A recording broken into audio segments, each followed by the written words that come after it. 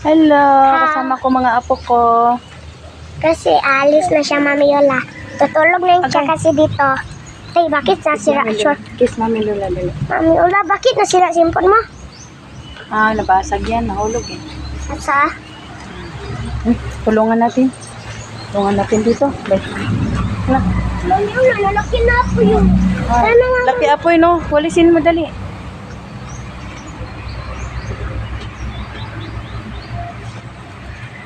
Ah, bait naman ni Queen. Baby. Sana ka rin. Ayan, lagay mo doon para masunog.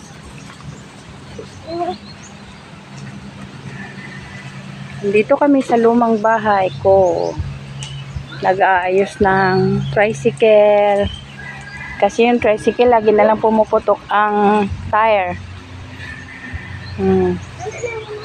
Because, kasi ano, hindi maayos ang pagka-align. Lugay pa na. Kuptan lang. Pwede ragwian. Hello, ayan. Tinatalian pa kasi welding. Ha? Ano yan? Ha?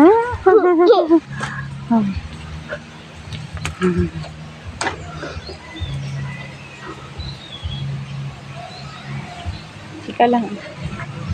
Ayan. Delikado kasi itong tricycle na ito eh.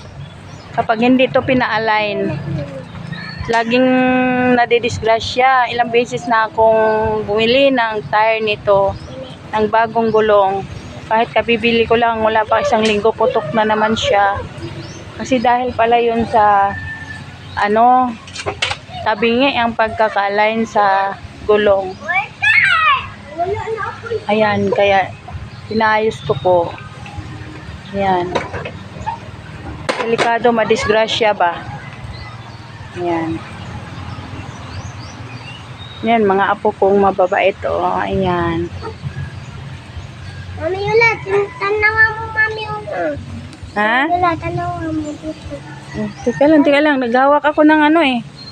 Tricycle manibela eh. Anong gagawin natin dyan? Tanawa. Lubi?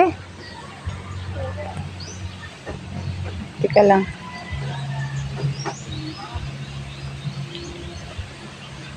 Walang panudlay. Ayan ang mukha ng walang nasuklay. Okay lang.